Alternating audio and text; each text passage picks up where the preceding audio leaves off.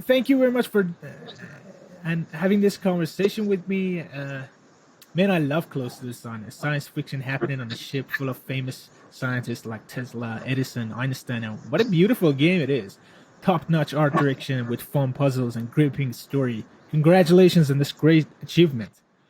Thank you. I mean, we're really happy with it, and it's doing well for us. It was a big leap for our studio, but I mean, it's not perfect. We have lots of things that we learned and that we can improve on for whatever we do next. Yeah. So, how did the idea of Close to the Sun come about? It was initially we knew that we wanted to do something isolated, something out at sea, something far away from civilization. Yeah.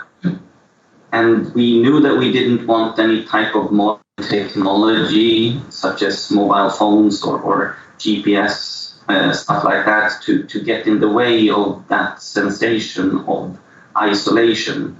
So we knew that we had to move it back in time. And once we had that, once we had a ship out at sea and back in time, that's when Nikola Tesla's name came up. And from then on, Nikola Tesla just took charge of the entire project and moved it forward. He became the key that unlocked everything. Nikola Tesla is just such an interesting character. You can poke at him from any angle. You can poke at him from his scientific aspects, and something interesting falls out, such as the death ray, for example. Yeah. You can poke at him from a personal standpoint, and his rivalry with Edison falls out. You can poke at him from a romantic angle, and stuff like his fascination with pigeons and birds falls out. So Nikola Tesla is just such an interesting historic figure that he became the key that kind of self-referenced the game into life. Yeah, and I think Close to the Sun is something that can become a big franchise for the studio. I mean, the battle between Tesla and Edison, that could be a different game. Or I found a passport for Einstein in one of the rooms in the game, and I just want to know more about that and other scientists. And I think you guys can go a lot of places with this IP. And do you have any idea? Did you have and do you have any ideas for future of Close to the Sun? Maybe sequel, prequel, or something else? I mean, we created the game and the universe to be as rich and complete as possible. We knew that we were creating more than just a story, more than just one game world, so to speak. Yeah. We knew that we wanted to create a universe that was rich enough to be explored in depth. Where we go from now, I don't know. It's by far the biggest project that we've done, and it's by far the most successful one for us as a small indie studio. I hope that we can build on it, and to some degree, the story isn't complete yet. We end the game on a promise of something to be done. So there's more that we would like to do. Whether we get the opportunity to kind of complete that arc, complete that story, that remains to be seen. And as you say, we include the rivalry with Edison, and we have Einstein visiting the boat as a young 18-year-old scientist. So we have many angles that we would gladly, expand on. But it's too early to say whether we will get that opportunity or not. Yeah. Uh, what were the most inspiring sources for Close to the Sun? Well, Nikola Tesla, for sure, was the focal point and the man in the center from which everything kind of flowered from.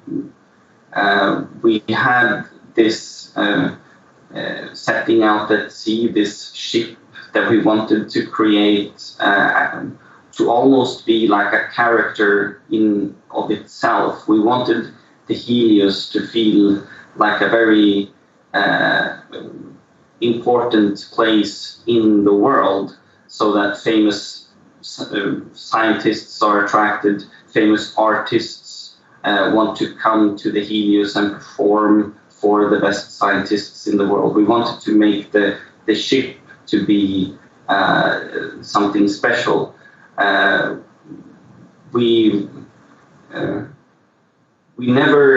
get the Bioshock comparison a lot, and that was not something that we set out to do intentionally in the beginning. We were looking at games like Layers of Fear, Outlast, just a bit more traditional horror games of a smaller scale.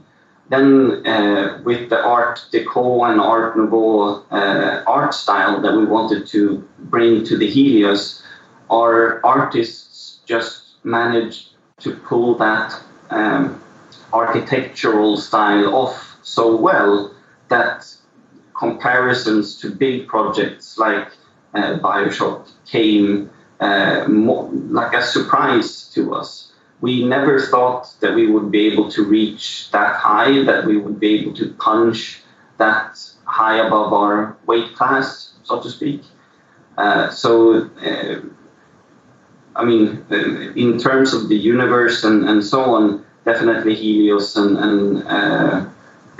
definitely the Nikola Tesla being at the center. And in terms of games, it was Layers of Fear and Outlast that we were aiming for. But during the course of the mixing, something different came out. It became Close to the Sun as a thing on its own that just happened to have resemblances to Bioshock, which we take as a massive compliment, but it was not anything really intentional from the beginning.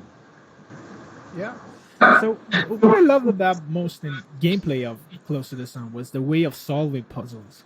Each puzzle had its own solution. Some you figure out by reading a paper somewhere. Some you figure out by listening to a dialogue, and many other ways. How do you approach designing these puzzles so they are satisfying and yet easy to understand? That core of being easy to understand was really important for us. We knew that this project, Close to the Sun, would have a lot of artistic muscle. It was made by a team of 10 to 15 people, depending on when you make that head count. And most of the people in the office were artists. So we knew that we would be able to put emphasis and really execute well on the artistic side, more so than the gameplay side. So we had to make sure that all of the gameplay elements that we were able to include in the game would, since we wouldn't be able to do that much of it, it would have to be sort of streamlined and easy to follow along. We wanted to be able to break up your player experience from being lore and narrative focused to being problem solving to being scary or a little bit action filled when you have these moments of chase sequences and so on. And we wanted to put you on that kind of roller coaster. And the puzzles they serve as that piece in the middle to just bring the tempo down a bit just before we step on the gas for a moment. Yeah, I love all the puzzles in the game. So let's talk about the creation of a storm in a teacup. I want to know more about the history that inspires young indie companies. Mm. Our CEO, our boss, Carlo Bianchi, he founded the company, is it 5 or 6 years ago now? He's been around in the industry for a long time, working as a light artist, setting atmospheric light and bringing environments to life through good placement of chromatic lights and so on. So he's had tons of experience working abroad for a good number of years, but he was missing Italy. He wanted to come back to his home in Rome and start his own studio. So he had this idea over a game that he wanted to create, a story that he wanted to tell, and that was our first project, Nero. Yeah. That was most of the team was really new. That was even a smaller team. I think we were like 6 or 7 working on that one. But that was like our first test to kind of dip our feet into the water of creating narrative and atmospheric storytelling focused games. So we just built on from there. We made 2 smaller games after that, one called Enki, one called Lantern. Lantern was this VR project. It was only like 6 or 8 months long of a project, so it's very small. But all of these projects kind of built up our capabilities for this much larger project, Close to the Sun. Yeah. So as we had completed these 3 games, Nero then being the biggest one that we've done so far before that, then we felt like we had enough experience and enough capability to take on something bigger, and that then became Close to the Sun. How long did it take to make Close to the Sun? A little over 2 years. With how many people?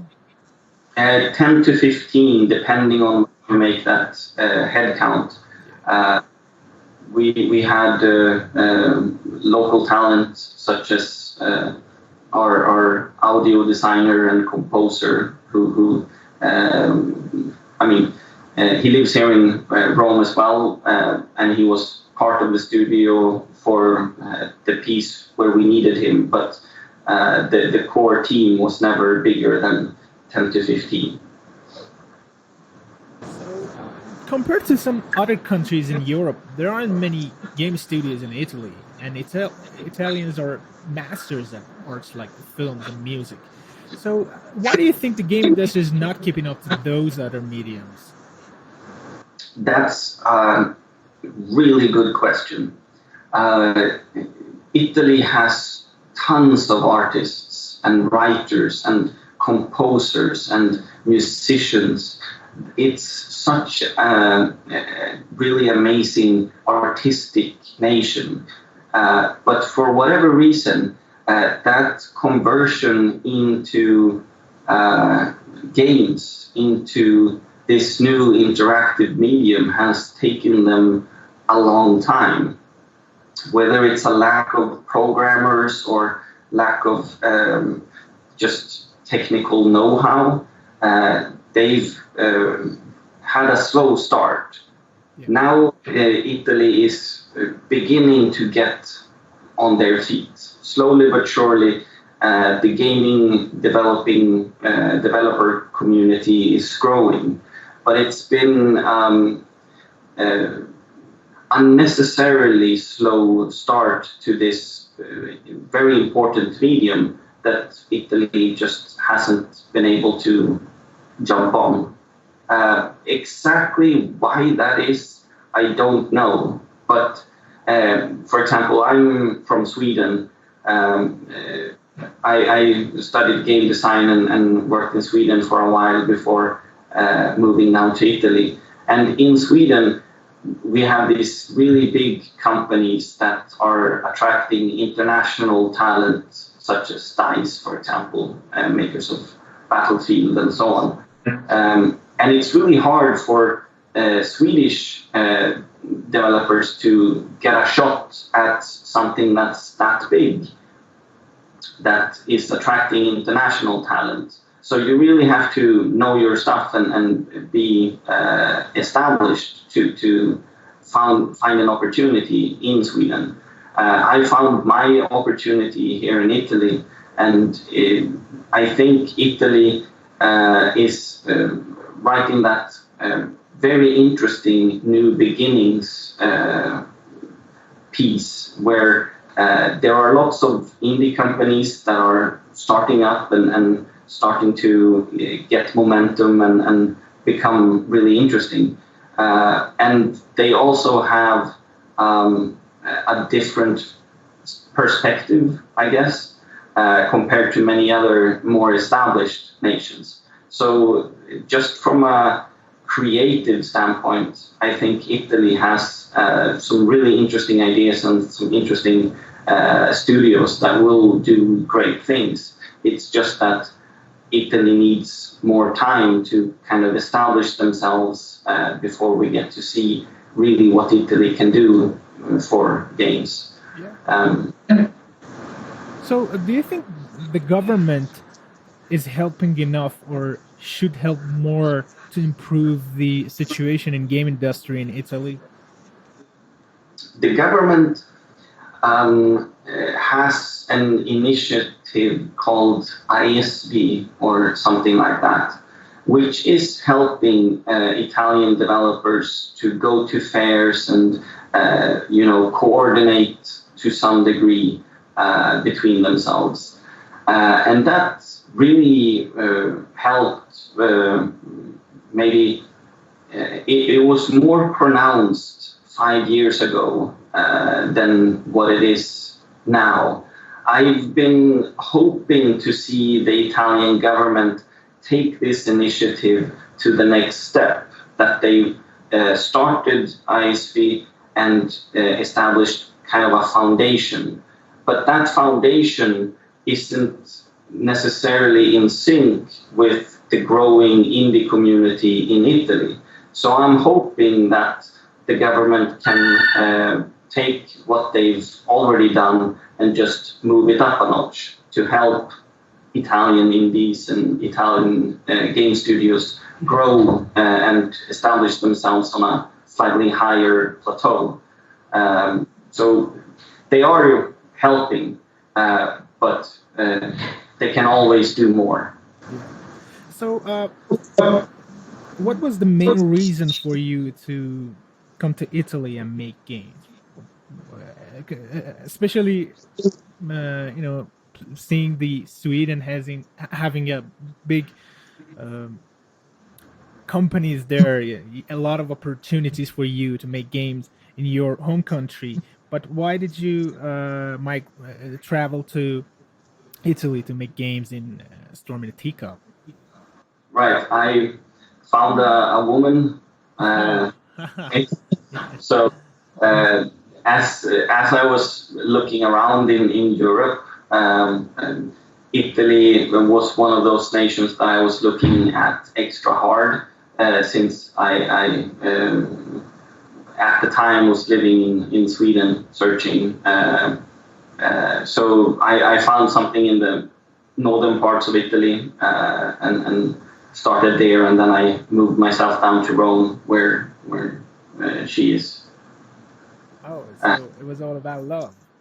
Yeah, well, at least initially. Now I have love on the private side, but also on my professional side. Now I work on really interesting projects in a small studio like this.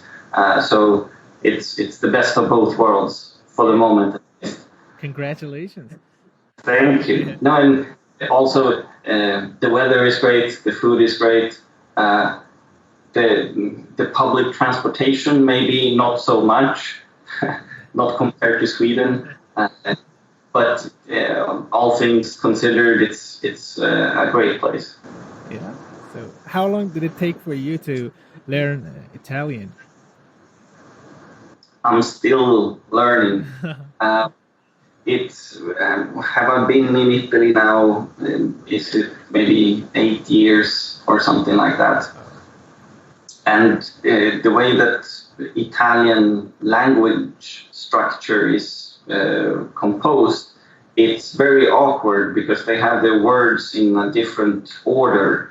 So me as a Swede, Swedish is very similar to English. So you can almost do a one-to-one translation of a sentence, and grammatically it will be fine, no big problem. But whenever I need to speak Italian, then all of a sudden the words needs to be in a different order, and the ending of this word needs to match the beginning of the next word, and it's a lot to consider. So whenever I speak Italian, I can hear that it doesn't sing the same way that when my colleagues speak Italian. They have this nice flow, this nice rhythm to whatever sentence is being uttered. But when I try to speak it, then it's more choppy and abrupt. So I still have a lot to work to do on that front. But you know 3 languages then. Yeah, more or less. So while my spoken Italian is a bit choppy, I can understand it quite well now. So Yeah. So let's talk about finding a publisher for your game. How did you guys meet White Productions?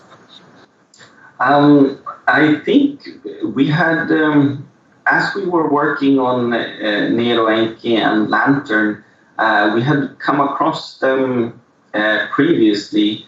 I think especially for the Lantern project, it was something that we had pitched for them. It didn't pan out for that project, but it was one of those companies that we had gotten to know or met before. And I think Wired had published Town of Light, which is made by another Italian studio. So Wired already had business relationships here in Italy. And when it came time to pitch Close to the Sun, Wired was one of those companies on the edge of their seat, really wanting to see more and be part of that conversation. So one of the Wired CEOs, Leo, he's half English, half Italian, and that also just helped. We could have a effective and quick conversation in Italian, in English, and so on. So their specialization to some degree in bringing Italian indie games to market was part of the reason why they were so interesting from our point of view. And they've done an excellent job marketing Close to the Sun and helped us get onto the Epic storefront and that whole bit. So it's been a pleasure working with them, taking us to all kinds of events through Europe and to GDC in the United States and so on. So we're thrilled to be working with them. It's been really good for us. Yeah, they did an absolutely great job on this game. So as an indie studio, when you're looking for a publisher, what are you expecting most? What do you want a publisher to provide for you? In this case, Wired Productions. Yeah, the primary thing is marketing know-how, extending the reach of our project. We are game developers first, and as game developers, we know how to make games, not necessarily know how to sell them well. So any expertise in that field is a lifesaver. Um, Wired is really good at that angle, and we've had experiences with previous publishers that we've had fine relationships with, but it hasn't really clicked in the same way as with Wired. We've finally found a publisher that we can rely on, and someone that we don't need to micromanage in such a detailed way. Our confidence in their abilities is really giving us a lot of peace of mind, so we can focus on making the game as good as it can be, while they can handle the business and marketing avenues that are part of the business, but something that we as game developers don't necessarily have that much expertise in. Yeah. So, what can we see in the future from Storm in a Teacup? Oh, hopefully, I mean, for Close to the Sun, and through all of our projects so far, we've done atmospheric storytelling focused games, atmospheric narrative driven experiences. And that is something that we will probably continue to focus on. We really enjoy that single player experience where we can take you as a player on a journey to a different place, to a different story and a different world.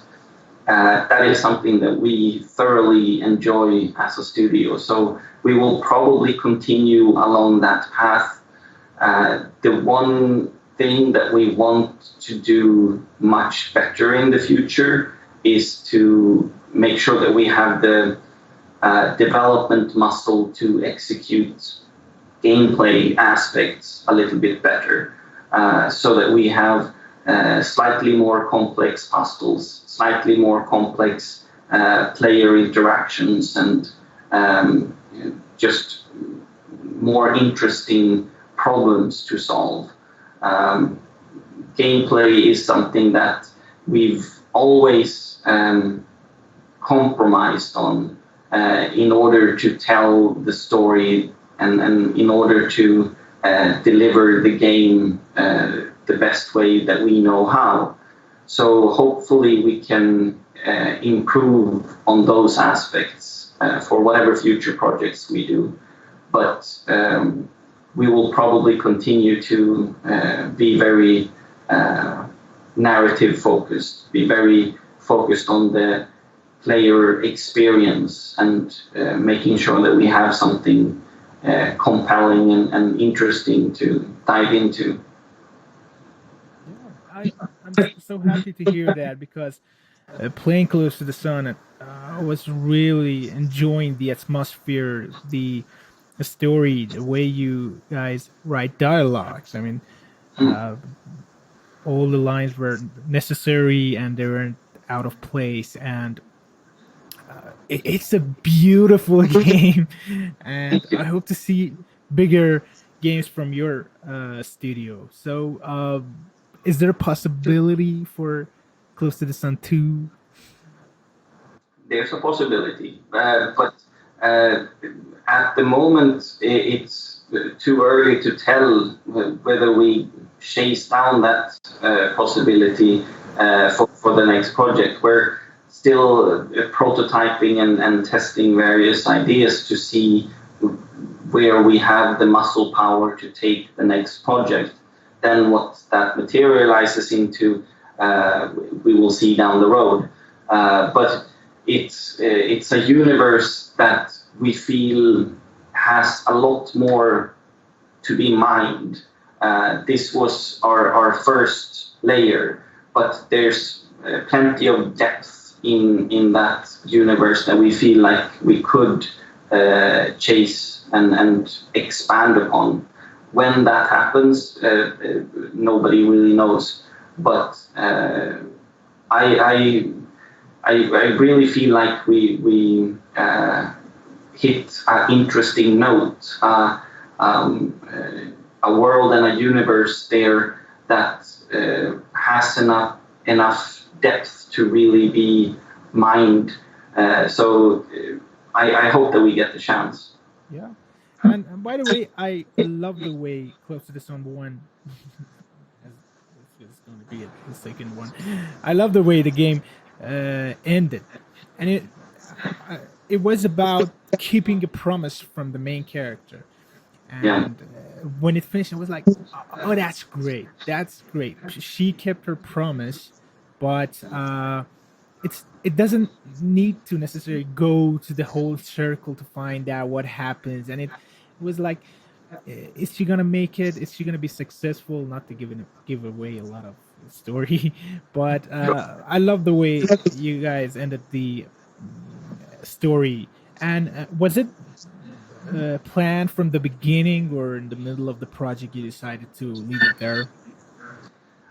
It was the story was continuously in development. We had a writer called Jan Alexander, a British writer that we worked with closely through the project, and the story evolved into many iterations before we kind of landed on this final version.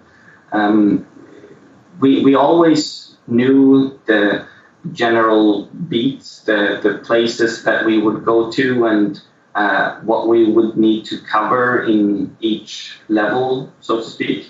But the dialogue and some of the more time-oriented bits, that was stuff that evolved during the making of the project. So we had to stay on our toes throughout development to make sure that we didn't, contradict ourselves or make something that was true 6 months ago, but is no longer true in the story because stuff has changed and so on. But it was a lot of fun to fiddle around with that. And the characters, as you say, the dialogue is mostly decent, and they were so talkative. They have so much to say, these characters, that it was really difficult for us to find enough real estate, to find enough room for these characters to finish their sentences and to make their points before something else would happen that would have to override what they're saying or so on. So we really learned a lot of how to trigger and how to handle conversations and stuff between characters in ways that will be super useful for future projects. Yeah, an excellent voice acting. Excellent voice acting indeed. I am so thrilled with Rose and Ada and Tesla. We were so lucky to find those actors that we employed. They did a phenomenal job. So, thank you very much, Joel. I enjoyed your games, and I also enjoyed this conversation. I can't wait to see what you guys come up next, and consider me as a big fan of your games. Thank you. Can't wait, man.